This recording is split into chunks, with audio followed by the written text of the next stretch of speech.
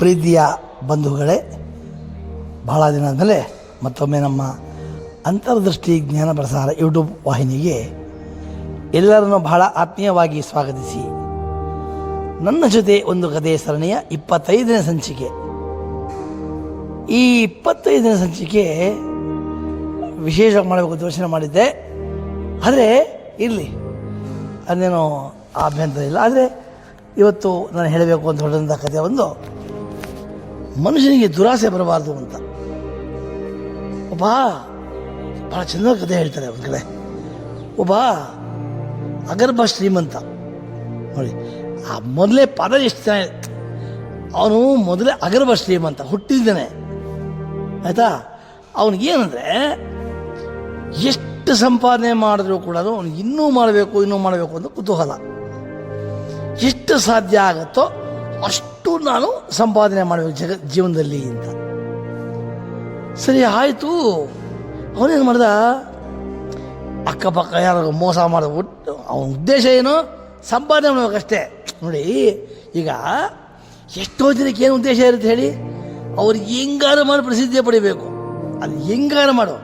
ಅದಕ್ಕೆ ಏನು ಹೇಳ್ತಂದರೆ, ಏನಕ್ಕೇನ ಪ್ರಕಾರೇಣ ಪ್ರಸಿದ್ಧ ಪುರುಷೋಭವ ಅಂತ. ನಿನಗೆ ಅವ್ರ ತಲೆ ಹೊಡಿತೀಯೋ, ಕೊಲೆ ಮಾಡ್ತೀಯೋ, ಮೋಸ ಒಟ್ಟಿನಲ್ಲೇನೋ ಅವ್ರು ಪ್ರಸಿದ್ಧಿ ಬಿಡಬೇಕಷ್ಟೇ, ಅವ್ರಿಗೆ ದಕ್ಕಬೇಕು. ತಾವೇನು ಬಯಸ್ತೀವೋ ಅದು ದಕ್ಕಬೇಕು ಅನ್ನೋದು ಅವ್ರ ಉದ್ದೇಶ ಇರುತ್ತೆ. ಇವ್ರು ಹಂಗೆ ಮಾಡ್ತಿದ್ದ, ಏನೋ ಮೋಸ ಪಾಸ ಮಾಡ್ಕೊಂಡಿದ್ದೋ ಹೆಂಗೋ ಮಾಡಿ ಆಸ್ತಿ ಸಂಪಾದನೆ ಮಾಡಿದ್ದ. ಸಂಪಾದನೆ ಮಾಡಿದರೆ ಒಂದು ಘಟನೆ ನಡೀತು. ಈ ಶ್ರೀಮಂತ ಇದ್ನಲ್ಲ, ಅವನು ಓದಬೇಕಾದ್ರೆ ಅವನು ವಿದ್ಯಾರ್ಥಿ ದೆಸೆಯಲ್ಲಿ ಅವನು ರಾಜ, ಅವನ ಕ್ಲಾಸ್ಮೇಟು, ಆಪ್ತ ಸ್ನೇಹಿತ ಅವನು. ಅದಕ್ಕೆ ಏನು ಮಾಡ್ದ, ಆ ಸಲಿಗೆ ಇತ್ತು ಅವನಿಗೆ. ಅವ್ನಿಗೂ ಇವನ ಮೇಲೆ ಸಲಿಗೆ ಇತ್ತು, ಇವಂಗ ಅವನ ಸಲಿಗೆ ಇತ್ತು. ಒಂದಿನ ಹೋಗಿ ಕೇಳ್ಬಿಟ್ಟ, ರಾಜ ನಾನು ಅಗರ್ಭ ಶ್ರೀಮಂತ ಆಗಬೇಕು ಅಂತ ಯೋಚನೆ ಮಾಡಿದ್ದೀನಿ, ಈ ರಾಜ್ಯ ಎಲ್ಲ ನನಗೆ ಕೊಟ್ಬಿಡು ಅಂತ ಕೇಳಿದ. ಅವನು ಭಾಳ ಚೆನ್ನಾಗಿ ಹೇಳ್ದ. ಅದಕ್ಕೆ ಯಾರೋ ರಾಜ ತುಂಬ ಚೆನ್ನಾಗಿ ಹೇಳ್ದ, ಒಂದು ಕೆಲಸ ಮಾಡಯ್ಯ, ನಾನು ಬೆಳಗ್ಗೆ ಬಾ, 6 ಗಂಟೆಗೆ ಬಾ. ನೀನು 6 ಗಂಟೆಗೆ ಬಂದರೆ ನಿನಗೊಂದು ಟಾಸ್ಕ್ ಕೊಡ್ತೀನಿ. ಏನು ಗೊತ್ತಾ, ತುಂಬ ಸಿಂಪಲ್. ನೀನು ಇಲ್ಲಿಂದ ಓಡಬೇಕು. ನಾನೊಂದು ಮರದ ನಿಂತ್ಕೊಂಡಿರ್ತೀನಿ, ಆ ಮರದಿಂದ ನೀನು ಓಡಬೇಕು. ಸಾಯಂಕಾಲ ಸೂರ್ಯ ಮುಳುಗೋದ್ರೊಳಗಡೆ ನೀನು ಎಷ್ಟು ದೂರ ಹೋಗಿರ್ತೀಯೋ ಆ ಭೂಮಿ ಎಷ್ಟು ಆಗುತ್ತೋ ಅಷ್ಟು ನಿಂದ ಹೋಗಯ್ಯ ಅಂದ. ಹೌದಾ, ಭಾಳ ಸಿಂಪಲ್ ಟಾಸ್ಕ್ ಇದು, ಏನು ಕಷ್ಟ ಅಲ್ಲ. ಸರಿ, ಏನು ಮಾಡ್ದ, ಸೀದಾ ಹೋಗಿದ್ದೆ. ಅವನೇನು ಮಾಡ್ದ, ಮಾರದಿನ ಒಳಗೆ ಏನು ಪುಣ್ಯ ರಾತ್ರಿ ನಿದ್ದೆ ಬರಲಿಲ್ಲ ಅವನಿಗೆ. ಖುಷಿ ಆಗೋಯ್ತು ಅವನಿಗೆ, ಇಂಥ ಟಾಸ್ಕ್ ಇದು, ಓಡ್ತಾನೆ ಅಂದೇನು ಮಾಡ್ದ, ಬಂದ. ಏನು ಮಾರದಿನ ಬೆಳಗ್ಗೆ ನೋಡಿದ್ರೆ 5:30 ಗಂಟೆಗೆ ಬಂದ್ಬಿಟ್ಟಿದ್ದಾನೆ ಅವನಿಗೆ ರೆಡಿಯಾಗಿ. ಹೌದಾ ಅಂದ್ರು ಅವರು. ಸರಿ, ಅವನು ರಾಜ ಭಾಳ ಶಿಸ್ತು. 6 ಗಂಟೆ ಅಂತ ಹೇಳಿದ್ದೀನಿ, 6ರಿಂದ 6 ಟೈಮ್ ಕೊಟ್ಟಿದ್ದೀನಿ ಅಂತ. ಟೈಮ್ ನೋಡ್ತಾ ಇದ್ದ, 5:58 ಆಯಿತು, 5:59 ಆಯಿತು. 6 ಗಂಟೆಗೆ ಸ್ಟಾರ್ಟ್ ಅಂತ ರಾಜ. ಅವನು ಓಡೋಕೆ ಶುರು ಮಾಡ್ದ. ಮೊದಲು ಏನು ಮಾಡ್ತಿದ್ದ ಗೊತ್ತಾ, ನಿಧಾನಕ್ಕೆ ಹೋಗ್ತಾ ಇದ್ದ, ವಾಕ್ ಮಾಡ್ತಾ ಇದ್ದ. ಬರ್ತಾ ಓಡೋಕೆ ಶುರು ಮಾಡ್ದ. ಯಾವ ಮಟ್ಟಕ್ಕೆ ಅಂದರೆ, ಅವನಿಗೆ ಆಸೆ ಎಷ್ಟಿತ್ತು ಅಂದರೆ, ಹಿಂಗಾರು ಮಾಡಿ ಎಷ್ಟು ಸಂಪಾದನೆ ನಾನು ಮಾಡ್ಕೋಬೇಕು, ಈ ಭೂಮಿ ಎಲ್ಲ ನಾನು ಕಬಳಿಸ್ಕೋಬೇಕು ಅಂತ ಆಸೆ ಪಟ್ಟು ಸಿಕ್ಕಾಪಟ್ಟೆ ಓಡ್ದ. ನೋಡಿ, ಒಂದು ಅವನಿಗೆ ವಯಸ್ಸಲ್ಲ, ಅದು ದೇಹ ಸಪೋರ್ಟ್ ಮಾಡ್ತಾ ಇಲ್ಲ, ಆಗ್ತಾಯಿಲ್ಲ ಅವನ ಕೈಲಿ. ಬಿಸಿಲು ಬಿರಿ ಬಿಸಿಲು ಬರ್ತದೆ, ನಿಮ್ಮ ಕಣ್ಮು ಚಿತ್ತಬೇಕು, ಆ ಬಿಸಿಲು ಬರ್ತಾ ಇದೆ.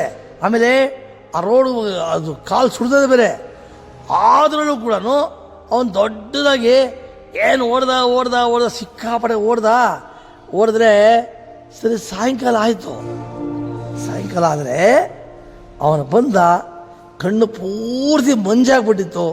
ಬೆಳಗ್ಗೆಯಿಂದ ಏನೂ ತಿಂದಿರಲಿಲ್ಲ ನೋಡಿ. ಬರೀ 1 ಸೆಕೆಂಡ್ ಕೂಡ ವೇಸ್ಟ್ ಮಾಡಬಾರ್ದು ಅಂತ ಅವನ ಉದ್ದೇಶ. ಅದಕ್ಕೆ ತುಂಬ ಓಡ್ ಬಂದಿದೆ. ಇನ್ನೇನು ರಾಜನತ್ತ ಬರೋಕ್ಕೆ ಇನ್ನೊಂದು ಮೀಟ್ರ್ ಇದೆ. ಬಂದ, ರಾಜನ ಮುಂದೆ ಕರೆಕ್ಟಾಗಿ ಕೆಳಗೆ ಬಿದ್ದು ಪ್ರಾಣ ಬಿಟ್ಬಿಟ್ಟ. ಯಾಕೆಂದರೆ ದೇಹ ಸಪೋರ್ಟ್ ಮಾಡಲಿಲ್ಲ. ಹಂಗಾಗಲ್ಲ ಸ್ನೇಹಿತರೆ. ನಮಗೆ ಎಷ್ಟು ದಕ್ಕಬೇಕು ಅಂತಿರುತ್ತೋ ಅಷ್ಟೇ ದಕ್ಕಬೇಕು. ಪರಮಾತ್ಮ ಮೊದಲೇ ನಮಗೆ ನಿಶ್ಚಯ ಮಾಡಿಬಿಡುತ್ತೆ, ನಿನಗೆ ಇಷ್ಟೇ ಆಗಬೇಕು, ಇಷ್ಟು ಸಿಗಬೇಕು ಅಂತ ಮಾಡಿಬಿಡುತ್ತೆ ಮೊದಲೇ. ದಾಸರು ಭಾಳ ಚೆನ್ನಾಗಿ ಹೇಳಿದ್ರು, ಇಷ್ಟು ದೊರಕಿದರೆ ಮತ್ತಿಷ್ಟು ಬೇಕೆಂಬ ಆಸೆ, ಅಷ್ಟು ದೊರಕಿದರೆ ಮತ್ತಿಷ್ಟರ ಆಸೆ ಅಂತ. ಹಾಗೆ ಇನ್ನೊಬ್ಬ ರಾಜ, ಹೌದು ಅದಕ್ಕೆ ಅವನೇನು ಮಾಡಿದ ಗೊತ್ತಾ, ವಿಶ್ರಾಂತಿಯಲ್ಲಿ ಸಂಪಾದನೆ ಮಾಡ್ಬಿಟ್ಟ. ಅವನು ಒಂದು 65 ವರ್ಷ ಆಯಿತು. ಒಂದ್ಸರಿ ಅವನಿಗೆ ಸಾವು ಹತ್ರ ಬಂತು. ಯಮ ಬಂದ. ಅವನಿಗೆ ಕಾಣಿಸ್ತು, ಯಾರು ಕರೆದು ಬಂದ್ರೆ ಕಾಣಿಸ್ತು ಅವನಿಗೆ. ಯಾರು ನೀವು ಅಂದ. ಅವನಿಗೆ ನಾನಪ್ಪ ಯಮ ಬಂದಿದ್ದೀನಿ, ನೀನು ಅವಧಿ ಮುಗೀತು, ಬಾ ಹೋಗೋಣ ಅಂದ. ಅವನು ಕೇಳ್ದ, ಯಮ ಒಂದು ಸೆಕೆಂಡ್, ಒಂದು ದಿನ ಟೈಮ್ ಕೊಡು ಮಾರಾಯ, ಇಷ್ಟೆಲ್ಲ ಕಷ್ಟಪಟ್ಟು ಗಳಿಸಿದ್ದೀನಿ, ಈ ಸುಖನೆಲ್ಲ ಒಮ್ಮೆ ನಾನು ಅನುಭವಿಸ್ಬಿಡ್ತೀನಿ ಅಂದ. ಅಲ್ಲೇ ಯಾವ ಕಾರಣಕ್ಕೂ ಆಗಲ್ಲ, ನಡೆ ಹೋಗೋಣ ಅಂದ. ಕೈ ಮುಗ್ದ, ಕಾಲು ಮುಗ್ದ, ಆಗಲಿಲ್ಲ. ಕಡೆಗೆ ಅವನು ಹೇಳ್ದ, ಯಮ್ಮ ಹೋಗ್ಲಿ ಒಂದು ದಿನ ಅಪ್ಪ ಅಂದ. 1 ಗಂಟೆ ಕೂಡ ಆಗಲ್ಲ, 1 ಗಳಿಗೆ ಕೂಡ ಆಗಲ್ಲ ಅಂದವನು. ಅದಕ್ಕೆ ಹೇಳ್ದ, ಆಯ್ತಪ್ಪ 1 ಸೆಕೆಂಡ್ ಟೈಮ್ ಕೊಡು, ಒಂದು ಸಂದೇಶ ಬರೀತೀನಿ ಅಂದ್ಬಿಟ್ಟು ಒಂದು ತಗೊಂಡು ತನ್ನ ಕೈನ ಕೊರೆದು ರಕ್ತದಲ್ಲಿ ಬರೆದ. ನಮಗೆ ಎಷ್ಟು ದಕ್ಕಬೇಕೋ ಅಷ್ಟು ದಕ್ಕೋದು, ಹಾಗಾಗಿ ಯಾರೂ ಅತಿ ಆಸೆ ಪಡಬೇಡಿ ಅಂಥೇಳಿ ತಾನು ಬರೆದು ಅಲ್ಲೇ ತಾನು ಪ್ರಾಣ ಬಿಟ್ಟ ಅಂತ. ಏನಾಗುತ್ತೆ ಗೊತ್ತಾ, ಎಷ್ಟು ನೀವು ನಿಮಗೆಷ್ಟು ನೋಡಿ, ಇದೇ ಮಾತು ನಮ್ಮ ಟಿ ವಿ ಕಗ್ಗದಲ್ಲಿ ಬರೀತಾರೆ. ನೀವು ಜ್ಯೋತಿಷ್ಯ ಶಾಸ್ತ್ರ ಮತ್ತೊಂದು ಪುರಾಣ ಪೂಜೆ ಪುನಸ್ಕಾರ ಅಂತ ಹೋಗ್ತಿರಲ್ಲಪ್ಪ, ನೀವು ಹೋಗೋದು ಸರಿ ಇದೆ, ಇಲ್ಲ ಅಂತಲ್ಲ.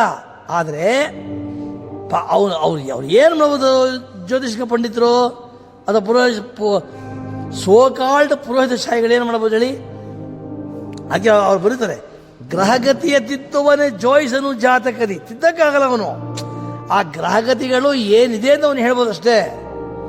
ಗ್ರಹಗತಿಯ ತಿತ್ತುವನೇ ಜೋಯಿಸನು ಜಾತಕದಿ.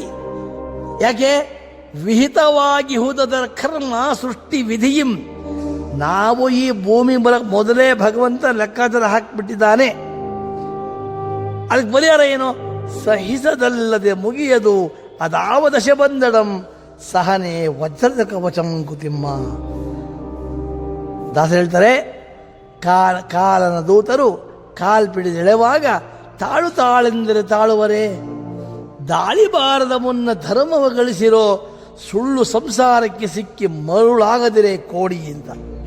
ಅದರಿಂದ ಕಡೆಯ ಸಂದೇಶ ಏನು ಅಂದರೆ, ಯಾರೂ ಅತಿಯಾಗಿ ಸಂಪಾದನೆ ಮಾಡಿದ್ರು. ಎಷ್ಟು ದಿನ ನಾವು ನೋಡ್ತೀವಿ, ಪಾಪ ಅವ್ರ ಮಕ್ಕಳಿಗೆ ಅಪ್ಪ ಅವನ ಪರಿಚಯನೇ ಇಲ್ಲ, ಬರೇ ಸಂಪಾದನೆ ಅದಲ್ಲ. ಅದು ನೀನು ಎಷ್ಟೇ ಮಾಡಿದ್ರೆ ನೀನು ಎಷ್ಟು ತಿನ್ನೋಕೆ ಆಗೋದು ಅಷ್ಟೇ ನೀನು ತಿನ್ನೋಕ್ಕಾಗೋದು. ಹಾಗಾಗಿ ನೆಮ್ಮದಿಯಾಗಿರಿ, ನಿಮ್ಮ ಪ್ರಯತ್ನ ಮೀನು ಮಾಡೋಕ್ಕೆ ಹೋಗ್ಬೇಡಿ.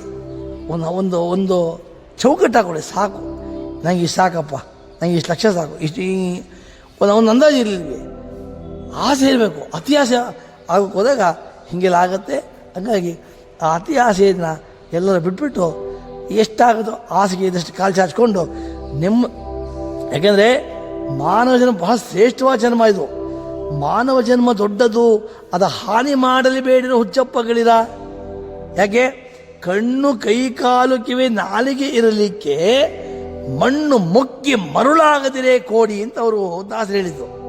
ಹಾಗಾಗಿ ಬರೇ ದುರಾಸೆ, ಎಲ್ಲ ನಂಗೆ ಬೇಕು, ಎಲ್ಲ ಹಂಗಾಗಲ್ಲ. ಅದು ಹಂಗಾಗಲ್ಲಾಗಿಂದ ಅವಶ್ಯಕತೆ ಇಲ್ಲ. ಇವತ್ತು ಯಾರು ನೋಡಿದ್ರು ಸ್ಟ್ರೆಸ್ಸು ಅಂತಾರೆ. ಅಯ್ಯೋ ಫುಲ್ ಟೆನ್ಷನ್ನು, ಏನು ಟೈಮ್ ಇಲ್ಲ, ಮಾತಾಡೋದು ಟೈಮ್ ಇಲ್ಲ.